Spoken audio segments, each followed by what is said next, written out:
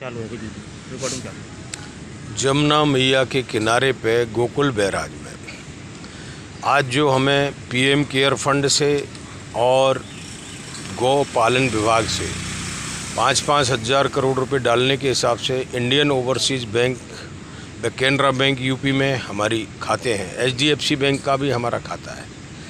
इसमें 5-5 हज़ार करोड़ के बीआरएल लेटर लिए हुए हैं अनाथ गौवंश की सेवा में, और एनजीओ दर्पण में श्री नरेंद्र मोदी जी हमारे सचिव हैं। मैं संपूर्ण भारत का गौ प्रचारक रक्षार्थ कदम में चेयरमैन ऑफ ट्रस्टी संपूर्ण भारत इस गौपालना की आवाज़ उठा करके करौली से मेरी चलाने के बाद, उजड़ने के बाद, मैंने ये 3 साल गोकुल परिक्रमा करने के बाद, 3 साल पालना करने के बाद, 5 साल नरेंद्र मोदी जी से पुकारने के बाद, ये इस भारत धरा पे बहुत बड़ा अत्याचार जाना जिसमें किसी की सुनवाई नहीं होना। हमने तो वो कर्म, हमारा जन्म तो बचपन में से ही हमें आनंदित करता था।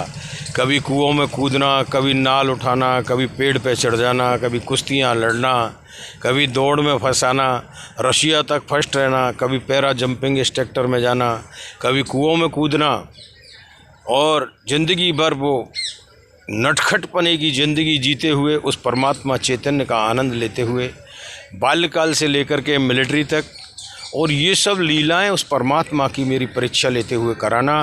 लेकिन धन्य है वो मेरा श्री कृष्णा, ये मेरी ये 65 साल रनिंग में भी रक्षा कर रहा है, जिसमें निर्दोषी को आज तक भी 4-4, 5-5 वारंट करौली से निकालने के बाद में भी कोई प्रशासन सुनवाई नहीं कर रहा है, कोई कोर्ट सुनवाई नहीं कर रहा है।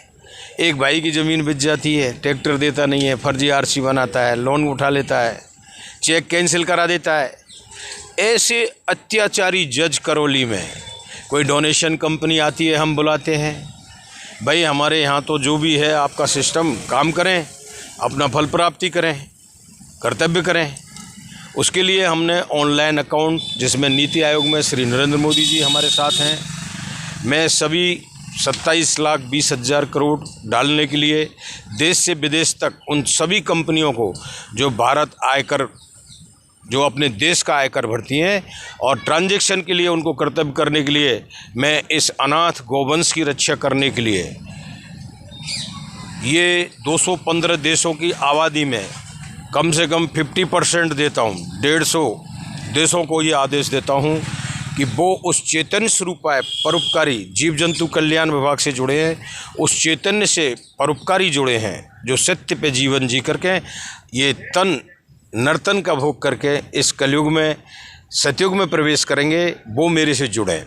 और गॉड गिफ्ट उस परमात्मा के प्रगट कलयुग अवतार अवतरित होने पे 1-1 करोड़ रुपए भारतीय करेंसी मेरा अशोक का ताज सत्यमेव जयते लौटाते हुए इस धरा पे मैं सबको देना चाहता हूं, और ये तुरंत स्वीकार करके मेरे भारत के राष्ट्रदूत को बताया जाए इस ट्वीट के ऊपर के आपने क्या एक्शन लिया और हमारी भारतीय सरकार ने इस पे क्या एक्शन लिया, श्री नरेंद्र मोदी जी ने इस पे क्या एक्शन लिया।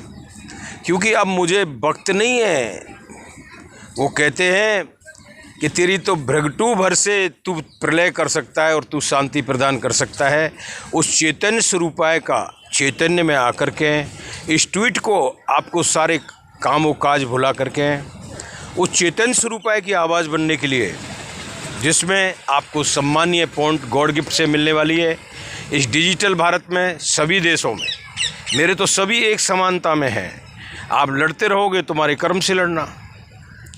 मैं कर्म क्रेडिट करने के लिए ये प्रजातंत्र संसार में 587 रजवाड़ों की धारणाओं को, ये मानव जन कल्याण के प्रति घोर अत्याचार में पहुंचा देना, इसके लिए कुछ सुधार हो सके, ये कलयुग अवतार आपको प्रेम देने के लिए प्रकट हुआ है।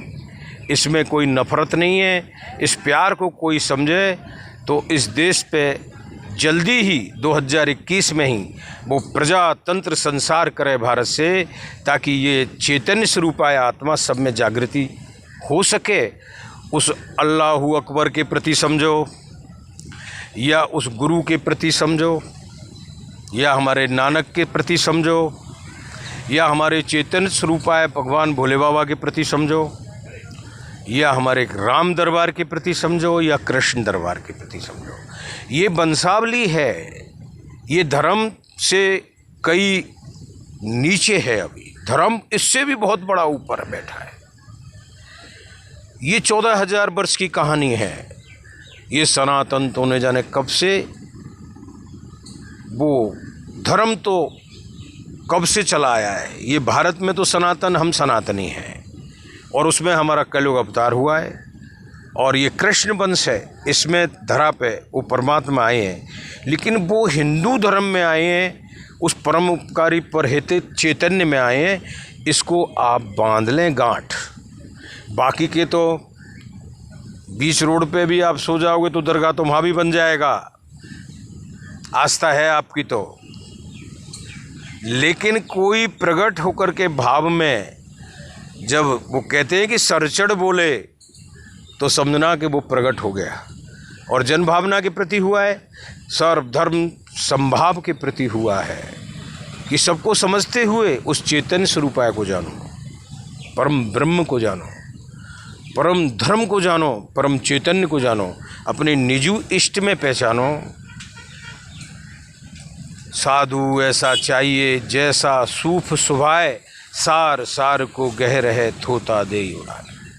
इस संसार में बहुत कुछ है, आपके कर्मों से आप चलेंगे तो बहुत जल्दी ही इस कलयुग अवतार की आवाज़ बनते हुए ये बीजेपी टीम, योगी जी, नरेंद्र मोदी जी, अमित शाह जी इस जन कल्याण में सहभागी बनेंगे।